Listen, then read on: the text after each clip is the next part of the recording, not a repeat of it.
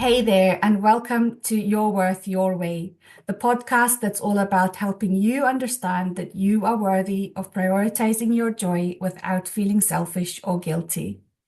I'm Debbie Lucas, the Joy Alchemist, and each week I'll be bringing you honest, heartfelt conversations with incredible guests, coaches, thought leaders, and soulful humans who'll share their stories and insights on self-worth, confidence, personal growth, and how to create a life that feels authentically yours.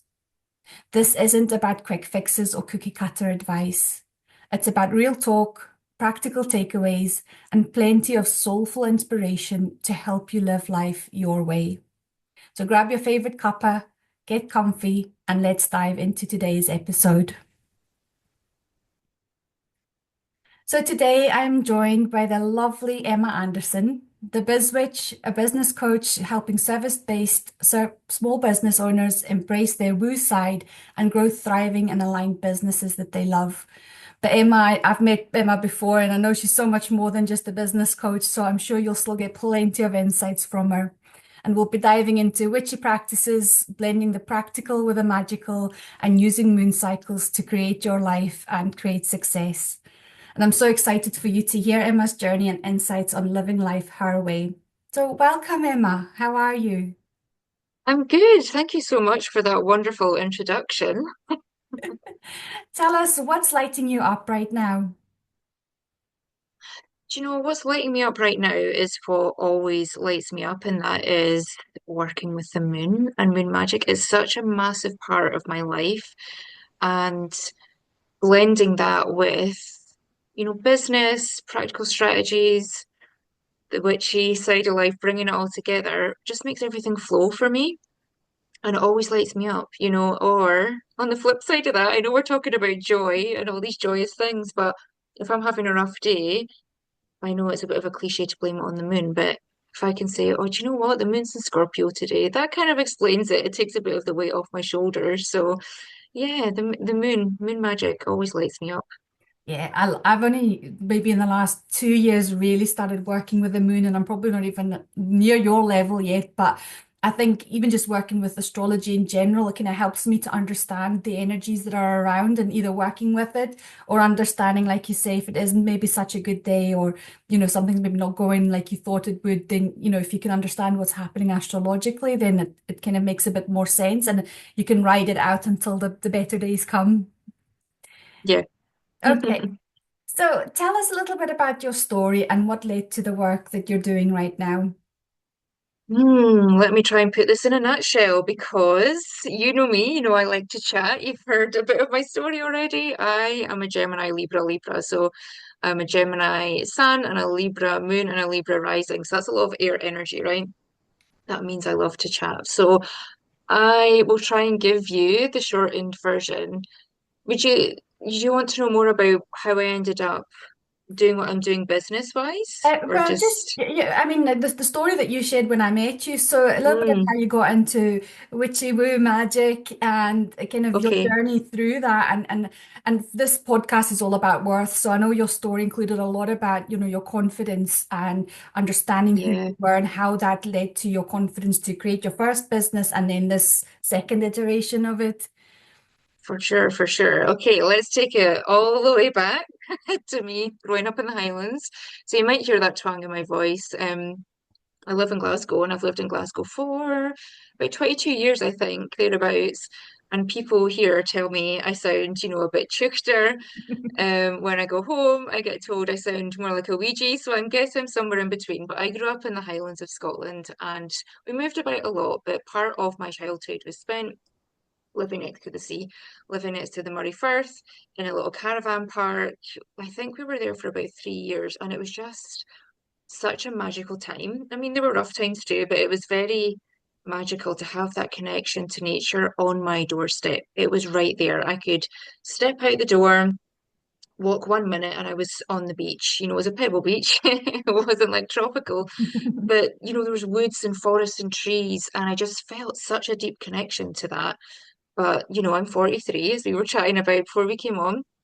There was no internet, there was nothing like that. All I knew about witchcraft and witches was what you see on TV, Wizard of Oz, all these sorts of things. I remember loving Witches of Eastwick. I don't know if you've seen that 80s film with Cher. Cher's one of my idols. But witches are not painted in the best light. So I had no idea that's what it was really about.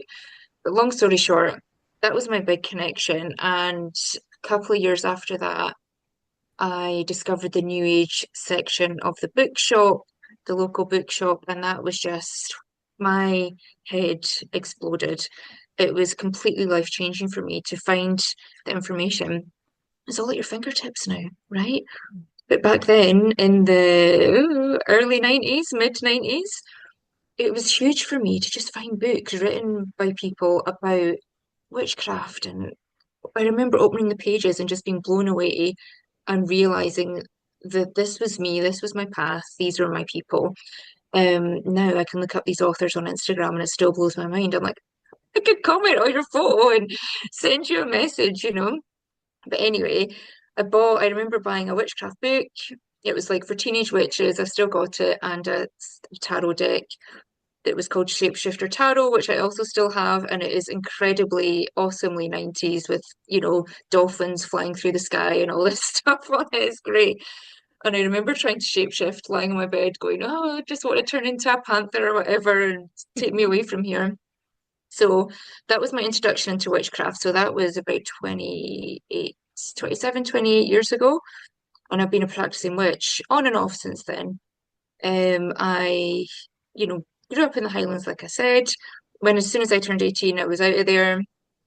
I don't know. I feel like that's quite a common thing for people from small towns. It's beautiful to visit, but there wasn't much for me there. So I moved to the big city, to Glasgow, and partying took over. Honestly, I had escaped the small town and family life, and it was just best. And don't get me wrong, I had a good time, but my practice fell to the wayside a little bit, as well as other things. But we'll maybe get to that later. And I really came back to it again in my 30s and started seeing a spiritual life coach. I'd worked in cosmetics retail for like 14 years, 13, 14 years, working in sales, managing teams. I was so bored, uncomfortable. I couldn't really see a way out because I was so crippled with shyness. So honestly, when I say it, people never believe me now. Something like this would never have happened. I would have been, feeling physically sick. I was a manager, but I was always approached to be a manager. I was never ambitious in that sense. And being a manager meant having to speak to groups of people, having to speak to my team. And when I say I was beetroot red, from tips on my toes to the roots of my hair, my eyes would be welling up, the tears would be streaming, I'd be shaking, people just looking at me with pity in their eyes, or, oh, it was just not what you want as a manager. You're trying to be in authority and powerful and a leader. But it was just awful. It was absolutely awful. I knew this was holding me back. And alcohol and partying was such a crutch. I was the life and soul of the party when I had a drink in me, and it's such a Scottish, cultural thing. Everything is connected to having a drink, right? I'm sure you've noticed this yourself. Debbie's nodding, yeah. So yeah, from there, I started seeing my spiritual life coach in my late 30s and just knew that something had to change. And I investigated, lost count of how many avenues. I was going to run a cattery and open a coffee shop and be a nail tech and all these things, not realizing, oh, I want to run my own business. That's the theme here. And what I loved about makeup was, I taught women how to do their makeup, older women especially, and to see them be empowered by that, by what I was able to share with them and walk away feeling lifted and having confidence about themselves and taking their power back and their trust in themselves. Now I'm like, okay, there was such obvious signs I couldn't see. I needed that coach to help me. And very long story short, I quit the good job, the quote unquote good job in management, um, to be a waitress on a 0 hours contract because I just knew I had to take action to get to the next step instead of just thinking and working on mindset and doing all these things. Like I'm a big believer in taking action. Mhm. And when I didn't have the comfortable job, it took away, it actually gave me a lot of space to figure out. And that's when I decided to do my life coach training. My coach said to me, have you ever thought about doing this? And immediately, I had no worth, I had no self-esteem, and I thought, who's going to hire me? I can't do that. I can't do that job. But she really encouraged me, and then lockdown happened. So I lost my job. I lost another job that I'd applied for. I was in between jobs. I lost both of them and trained to be a coach. And here we are, 4.5 years later, running my business still, and getting joy every day, honestly. Even on the hard days, I don't know about you, but there's always a glimmer, a moment of joy that we have created this life and we're helping other people to create this life. Yeah. Thank you so much for sharing your journey, and it resonates so much with kind of part of my journey. I remember being at Mm. university and being painfully shy. That blush and beetroot red from top to Yeah. bottom. I feel it so much, and I think this, again, similar to you, like I got to a point in life where I felt like that there's got to be something more. I'm not Mm. unhappy, but I'm not happy either. And I'm just kind of trundling along, and I had a good job, and, I had a family, a lovely home, and, there was just like, there's something else missing. And so I guess the pandemic and lockdown was a big shift for a lot of people. And so, like that started me on my journey. So I guess, you spoke about not having a lot of confidence and kind of not having that worth. And when you were kind of considering moving into to kind of becoming a life coach and a coach. So was there a defining moment that helped you to realize that you kind of needed to step into your confidence and your worth so that you could live life on your terms? Oh, I love that question. And I love the way you worded it because I've been asked that a lot, and there really isn't one defining moment, honestly. I wish there was because then I could go, this is how you do it, and Yeah. this is all I needed to do in this moment. But it was a lot of things building up. The thing that started it really for me was quitting drinking. Mhm. Um, I did that in the July of 2019. So the worst timing or the best timing before lockdown, depending on how you look at it. Because people went one way or the other, I feel like, with alcohol then. And I'm very glad I did it then because I know if I had it during lockdown, it would have escalated to be out of control. But because I had quit drinking, my decision at the time was I'm going to quit for 100 days because Mhm. I'd quit for a month here and there before. And here we are, thousands of days later, I'm still not touched a drop. And I'm really proud of that. But that comes with a lot of challenges because all the feelings and trauma and things that you're pushing away by partying and drinking and feeling better by having wine every single night, better in quotes. Um, you have to deal with these things. They all get brought to the surface and it is brutal. Now, I'm not saying don't quit drinking because Yeah. it's the best thing I ever did. My business wouldn't be here if I hadn't have done that, but I have really had to face a lot. So I think that's probably the defining moment in the start of me really digging into it and unpicking what is this about? Where does it come from? How can I overcome this? Yeah. And that is so true, because so often, we think the things that are making us happy. So whether that is, Mm. scrolling on social media, drinking, drugs, any kind of like addictive behaviors or any kind of avoidant behaviors is the way that I see them, gives that temporary happiness, that temporary Yeah. dopamine hit, but it Mm. doesn't allow you to, that it's in the stillness that you really kind of find yourself, and you have to face those feelings and the emotions and the trauma and all the lessons and blessings that come with that. So you spoke before about you kind of started working with a spiritual life coach because you knew you wanted to Yeah. move out of the retail. What was it that kind of, because sorry, I'll just backtrack a little bit. So for me, I'm a trained life coach as well, a trained master NLP and hypnosis practitioner. So I've got all the tools. I know, I've done breath work, somatic work, all the kind of things, the journaling, the meditations. I've got all the tools to help myself. But Mm, I know and understand that my ego and my subconscious mind is going to keep me safe and is not going to let me go really deep because it's going to block me. And, mm, hats off to anybody who can get themselves there. I think it takes years and years of practice. mm. So I need, I'm always working with a coach or a mentor or somebody who can help me go Same. deeper and help me kind of heal that next layer as I evolve and grow as a person. So, but it wasn't until, I kind of got to that point of like, right, I can't go any further myself. I'm going to need somebody to help me with this. So Mhm. what was it for you that kind of led to you kind of picking up the phone or sending the email to that person, that coach to help you move on? So interesting because looking back, there was something very subconscious in me that drove that because it wasn't a conscious decision at all. I knew I was bored. I'd started, went to a lesson to be a nail tech or two or whatever, things like that. But I remember vividly, I was just scrolling my phone on my lunch break. When I say this job sucked the soul out of me, it wasn't an awful job, but I just couldn't do anymore. Just like what you're saying, I'm like, there is more to life than this. I know I'm meant for more. So much is holding me back. Just scrolling, and I came across this person's Instagram. It must have been maybe an advert. I don't even know Mhm. how it popped up, and I just thought, that's interesting. I'm going to click on her profile. I didn't even really know anything about life coaching. All I knew about it was, from I saw a life coach on TV years before that, and I scoffed, life coach, well, what's that all about, as most people do when they first hear about it. Um, but yeah, I just tapped and I sent her a message. I'm sure I've still got a screenshot of it somewhere. Hey, I'm interested in this. And it turns out I was her first client, Tony Sheriff, which is fairly well known in Glasgow. But I didn't know that until much, much later. So, we were both kind of at similar points in our journey in different ways.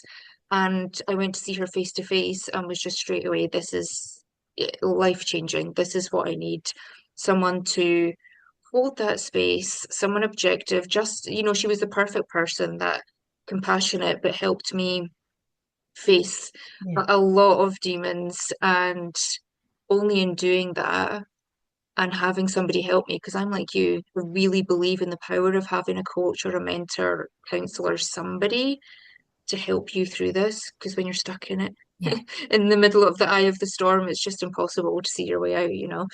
Um, and yeah, she just changed everything for me by allowing me that space and guiding me to, those gentle nudges to make changes in my life. But I was ready, I was so ready to do it. If it had been before that, I wouldn't have been. It was just the perfect time.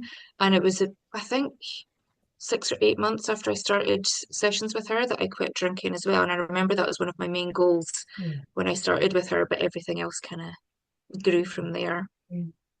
That's beautiful. And I love that, because I'm a firm believer of, the universe will present you with opportunities Yeah. and you just need to be open to them and see them for what they are. And that's all about Mm-hmm. staying present in the moment, isn't it? And, you know, Mm-hmm. so there's a saying, and it's mainly kind of in religious circles, like God won't give you circumstances that you're not strong enough to cope with. I'm paraphrasing, but I think the opposite is always true as well. That when you're presented with an opportunity to step up, to level up, to step into something, of your dreams, your desires, that it's being presented to you because you're ready for it as well. And it's just about taking that leap of faith and I guess feeling worthy and feeling confident to do that. And that is something that comes with time. You said earlier on, you sitting in front of me having this podcast recorded in this Mm-hmm. conversation you would never in a million years have thought it would happen. And I think I had this conversation with another guest where, you know, I'm reading a book and he speaks about the Olympic gold medalist, so we see the gold medal, the when they win that, right? But I don't think we truly appreciate. I suppose we understand there's a lot of training that goes into that. You don't just get off a plane, Mm-hmm. and go and swim a 100-meter freestyle and Yeah. win a gold medal. But there's we see that and we kind of measure ourselves by like, oh, they've had that success. But there's years and years and years of training physically, mentally, emotionally, the mindset work. And so, for us to sit here today and speak about, where we're at in terms of confidence and worth and joy has been a long process to get to. It's Yeah. not an overnight thing. And I think that's so important to recognize. So on that note then, As you've grown over the last, let's say, 5 or 6 years, then since the pandemic, have you faced any ongoing challenges around self-worth and confidence, and how did you navigate them? Always, right? There's always another layer, like you were saying earlier, with constantly working with people to help you with the next layer of healing. We're never like completely healed, are we? And there's always things that crop up. I feel like I have to deal with. I get to a level in my business or my life and I'm pretty comfortable, and then the universe will throw something in. I love that phrase you said earlier, and I forgot that was even a thing. God doesn't give you Yeah, whatever you can't handle, or we're hugely paraphrasing, but yeah, yeah. that vibe, that I really needed to hear that today. So thank you for sharing that with me. But um, yeah, sorry, I've lost my train of thought. Perimenopause Asking about brain. What was the question? the challenge is keeping your Challenges. self-worth and confidence high and anything that you face along the way. Talk about the universe giving me, yeah, perimenopause, Mhm. right, has been for in terms of my self-worth, it's been incredibly difficult for me to navigate. I've always struggled a little with mental health, as I think all of us have.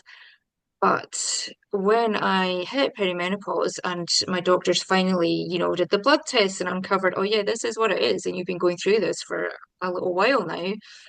uh, my mental health and my self-worth was absolutely in the toilet. I could not get through a day. And here I was, the challenge of having to show up online, show up for my clients, the members of my membership.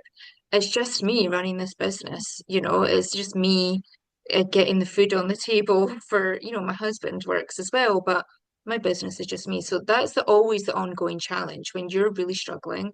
When I'm really struggling mentally, physically, I still people always say to me, "You're so good at showing up." I'm like, that's a trauma response. That is one of Yeah. my trauma response coping mechanisms. And I always say this to people, I'm very open about it. Working, being busy, busy work. And I've spent a really long time unpicking that and separating myself from the hustle and the grind and the need to work all the time that's in me, and just creating a bit of space for stillness and rest. I'm going to do it after this podcast, actually. My mentor, I saw her before and she's like, please rest later. And I was like, do you know what? I'm going to.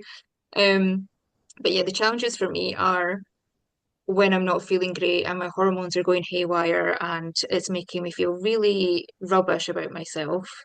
I still, have to be out there and show up. And what I lean on really in those moments is the magical side of things, listening to my intuition, getting my tarot cards out. They are my form of divination, and I don't use them every single day like I used to.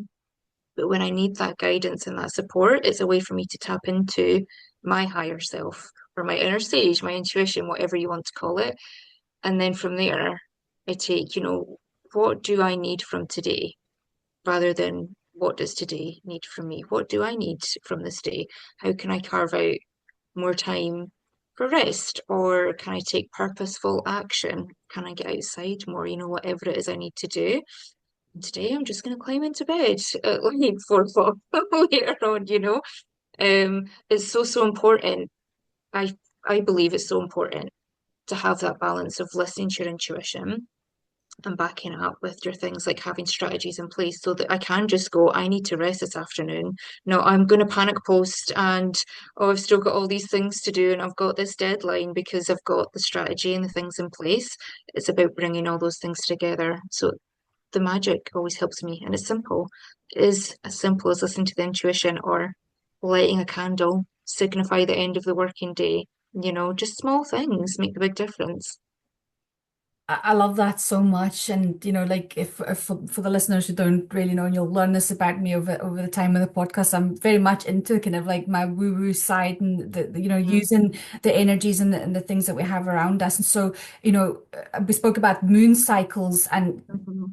some women's menstrual cycles sync with the moon cycle, some don't. Mine never did or never does. But I very much learned to work with my own energy cycles. So like I knew, when it was time to rest, and when I was being productive in the middle of my cycle, and so got loads of things done, and then, the day before day of my bleed, it took some time out and just kind of rested. And I think the issue not the issue, but one of the challenges when you hit perimenopause is obviously your menstrual cycle is all over the place. Your hormones are Hmm. all over the place. So I knew in the days leading up to my bleed, like I was feeling overwhelmed and anxious. So I knew, right, it's going to be a couple of days, my bleed will start, that'll pass, and then I'll be back to it. So I wasn't going to get myself completely overwhelmed thinking, I can't do this anymore. This is too much, because that's what I used to feel.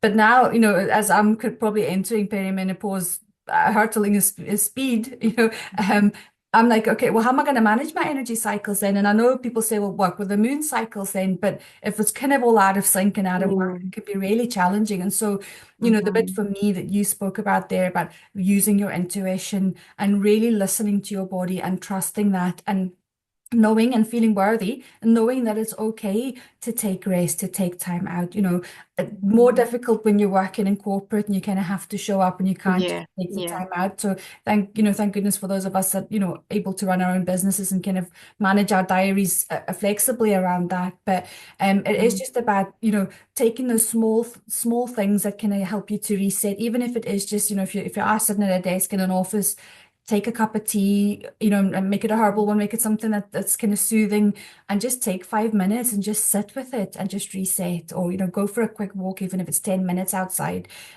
So it's about using, what you have around you to kind of help reset yourself. And then when you can, take those longer pauses and breaks as well, isn't it? Yeah, I used to do that when I worked in retail. I was working in a big sort of department store, and when I was feeling that overwhelm creeping up, or I was having a really hard day mentally, I would go outside on my break, put my headphones in, and do a 10-minute meditation, like protective bubble. Yeah. You don't need to sit there cross-legged. There's loads of people about. Just close my eyes, if it is sunny outside. Or I would find a quiet spot in the shop or in the center with the headphones in and just breathe for 5 minutes, or shake my body. I'm a big believer in somatic work as well, shaking that out. And it makes such a difference, as well as, a big thing for me is ritual and routine.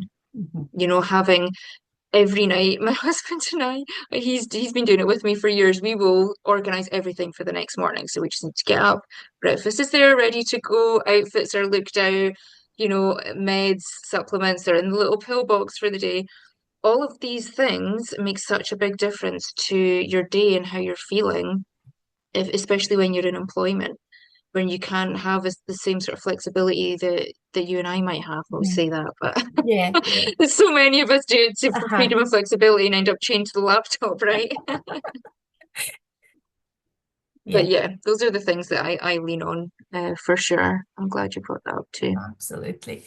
So obviously, I love how you show up, in the truest sense of authenticity, how you show up authentically. And, you're such an inspiration to me. So what advice would you give someone who is struggling to embrace their true self, whether that's spiritually, in their career, in their personal life and relationships, without that fear of judgment? Because I think worth and judgment and fear of judgment is kind of tied quite closely together in how you show up.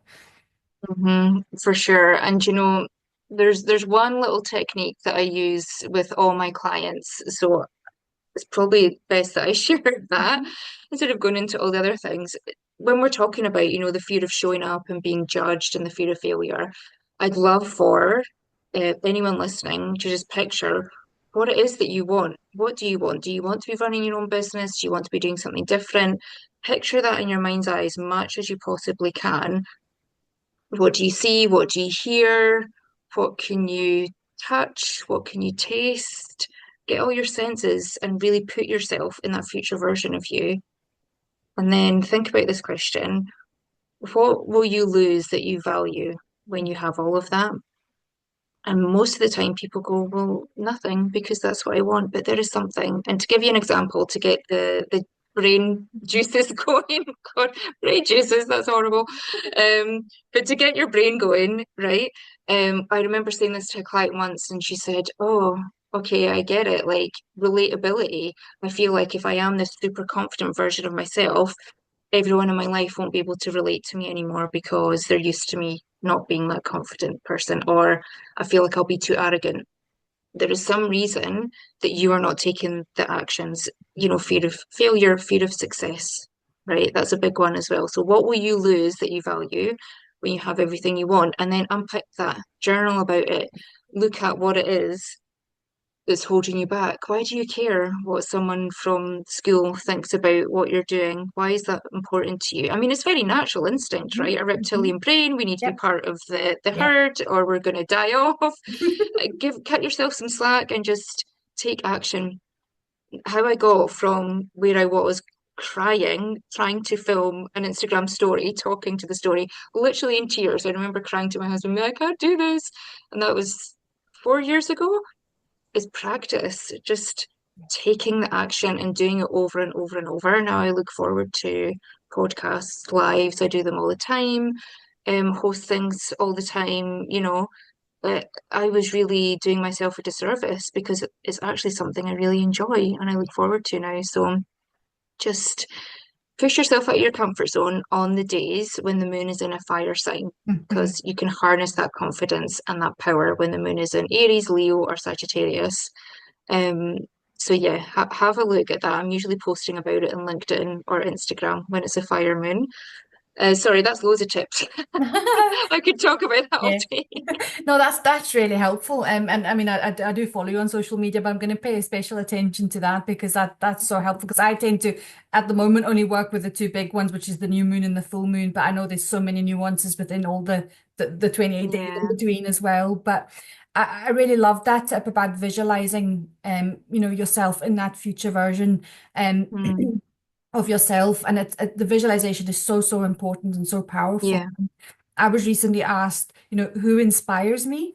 And I wasn't expecting the question. It was on an interview and for a TV show, and I was kind of thrown, and I was like, and then it just came to me. I was like, my future self inspires me because that's Mm, who I am want to be. That's who I want to become. That's who I want to embody.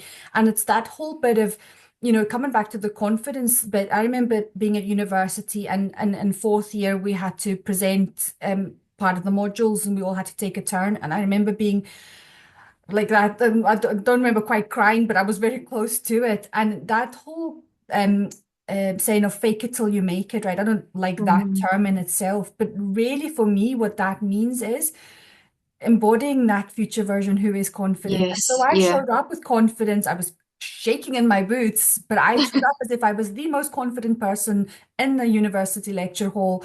And, from there, that was like a pivotal moment in my mind. And I was only, what would I have been at the time, 22 maybe. And I still, 24 years later, still remember that moment. I can see myself standing there, and my confidence just kind of naturally grew from that. And it was that practicing showing up, and now, like, I mean, in my day job before, before I kind of resigned, I was standing in front of a lecture hall of 150 people delivering child protection training. It didn't, it was as if I was speaking to you on the Zoom screen. It never fazed me. And I know for a lot of people that can be really fearful. For other Yeah. people, that's not the scary bit. It's something else. It's the scary bit. It's taking the driving test or the driving license, whatever it may be. But like that, visualizing yourself achieving that and kind of like stepping into that and making those decisions today, like, what would she be doing? How would she be showing up? What would she say yes or no to this? And that's so important. So thank you for sharing that. And yeah, definitely I want to kind of lean more into the moon phases and the signs that they're in, because that just sounds like another level for me to kind of level up on as well. Yeah, and I always like to offer out to people, as guidance, because like you were saying earlier, when we're working with our menstrual cycle, if we have one, and then it's like, oh, work with the moon. And I'm saying, oh, but work with the signs Yeah. within the moon and Yeah. the elements. Like there's so much to it. Just take what works for Yes. you and leave the rest. If you're working with your menstrual cycle, that takes precedence, right? I'm with you last week. It was, days 1 to 5, and, you know, luckily I didn't have much on last week. This week's a very different energy. So, as much as I can look at my calendar and say, well, I need to not book as many calls that week, or, yes spots or things like that. I can also bring the moon into it to a degree where I go, right, well, I'm on day 1 of my cycle when the moon is in Scorpio or Cancer or Pisces. I cannot plan anything for that Yeah. day if possible. And I know I'm very privileged in a sense to say that because there are people that are like, well, I've still got to go to work. And yes, you do. But is there anything you can put in place to make things a little bit softer, a little bit easier for you on those days? So if you're bringing those things together, I would say your own hormonal cycle, that will always come out on top. That's like in your body, and the moon just adds that extra layer, that extra sort of flavor to your day, if you like. When you're talking about working with the new and the full moon, perfect. The next step would be, is it a new moon in Pisces? Is it a new moon in Aries? And that's going to affect how you're feeling with that. Eclipse season. March is such a Mhm. big month with eclipse season and Ostara, the spring equinox and Mercury retrograde is all happening. So there's always going to be something going on to give you a reason for the energy. Oh yeah, I'm a Pisces sun, Gemini rising, and Libra moon. So, um, Wow. and my south node is in Pisces, my north node's in Virgo, and obviously that's flipped at the moment. So I'm feeling it big time, and like I even bet. resigning from my job and stepping into this spiritual life coaching, joy alchemist role that I'm now adopting for myself is also aligned, and it was happening before, because we feel the energies before it kind of actually happens, Hmm. and and then I was reading up and then listening to people talking about it, and I was like, oh yeah, that's making sense. Of course I'm going to be doing this, or, so it's quite affirming in some ways. And I think, there's a couple of tarot readers I follow on YouTube and things as well. And, they do general readings. And I believe, whether you're reading an article, a random article in a random magazine, whether you're actively listening to this podcast, whether you're watching somebody on YouTube, when it's more general conversations, something will hit in your heart, something will Yeah. resonate in your heart, and that's what you need to hear. And so, even if the reading is general, or the advice is general around astrology or whatever, if there's something that's resonating with you, that's kind of making you go, Mm, oh, then that's what you need to hear, and that's what you need to lean into and work on a bit more. So as you say, like there's all these things out there, and I was kind of going down different rabbit holes as I was kind of developing my spiritual practices, and then I mm, was like, I know I'm gonna like that, just working with the moon and just working with the new moon, full moon phases for now. That's enough yeah. for me to help me do that. So thank you for sharing that and giving that advice as well. You're so welcome. Yeah, they're just your two anchor points in the cycle. Is the easiest way to look at it. We start with the new moon and then the energy builds and builds to the full moon and then it starts to go down again. So those are two great places to start if that's all you're doing. That's magic. Brilliant. So, switching lanes ever so slightly, Mhm. joy is a big focus of this podcast. So, what's one way that you create joy in your everyday life? And what advice would you give someone who struggles to prioritize their own happiness? Mm. It's making things as easy as possible, I think. Thinking what's the easiest way I can do this because we overcomplicate things so much. How can we do things in a way that excites us? And I have to say, the one thing that really brings me joy every day is my dog. No. My husband as well, of course, but my little dog, my little Chihuahua, he's honestly, I was never really a dog person, but he came Okay. into our lives just under 18 months ago, and the joy and the unconditional love that he brings to our lives every day is pure magic. So, he breaks up my day. Before that, I was like laptop, laptop all day long, not going outside for 3 days at a time, and I'm out 3 times a day or whatever. It does bring you joy, but yeah, bringing it back to what I started with, how you can make things as easy as possible for you in the day. For example, it brings me joy to do client sessions. I love to do this one-to-one work. I love to speak in my membership. I make sure max I've got two client sessions a day. And I know you might think that's only 2 hours, but there's just so much prep that goes into a session. And then after a session, there's a lot that goes into it there. And it's a big energy Yes. exchange because you want to support people as much as possible. So the joy, I make sure that I've got the spaces in between to feel that joy, if that makes sense. Oh, so we lost your voice a little bit there. I think you were saying the joy Oh, was in between, making sure that you have yes. space in between to kind of, rest up and see to Pablo and Yeah, the joy is in how I am creating my day so that I have got space. in between the busy work, to be present and to be mindful and look at the sky and take things in around me. Yeah, I love that. I love those just those little tips because self-care, which same as I used to think this was, taking bubble baths with a face mask on and the candles, Yeah, and boundaries.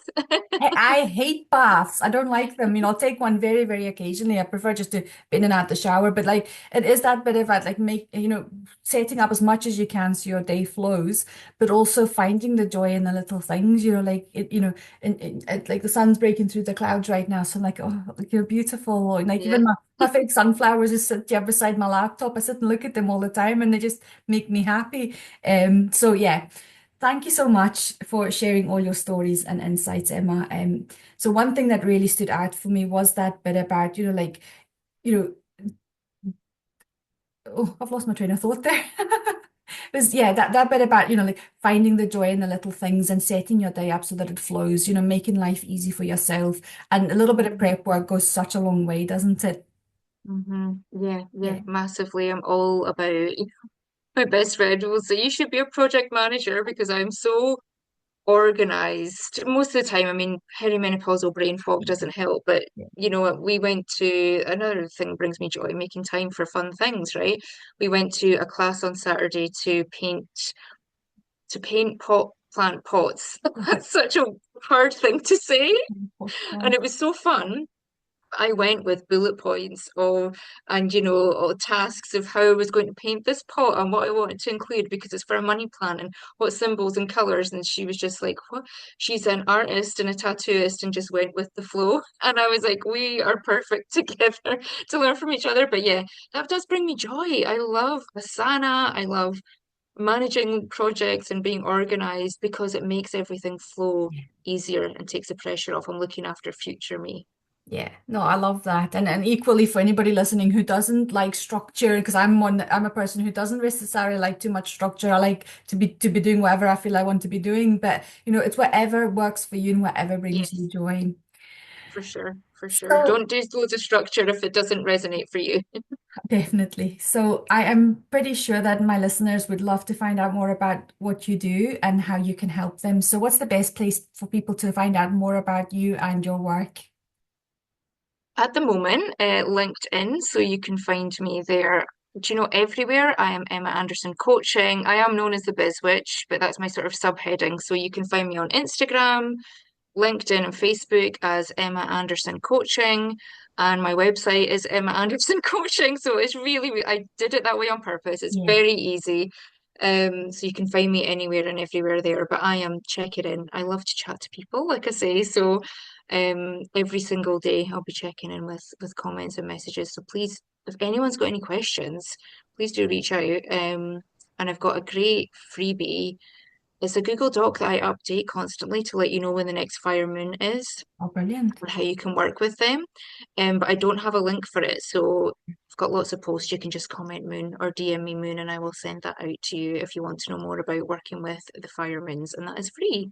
Oh, fabulous. Well, I'll be signing up for that one as well. Amazing. So, thank you so much for tuning into this episode of Your Worth Your Way. I know you'll be walking away with feeling inspired and ready to embrace your worth and prioritize your joy using all the tips that Emma has shared. If you love this episode, I'd be so grateful if you could leave a review or share it with someone who needs a little bit of encouragement today. And don't forget to hit that follow button so you never miss another episode. And you can connect with me, find out about the podcast, my guests, and all their links and what I do at debbielucas.me/links. And if you don't already, follow me on your favorite social media platforms. I'd love to hear your thoughts and continue the conversation there. And until next time, remember, you are worthy exactly as you are.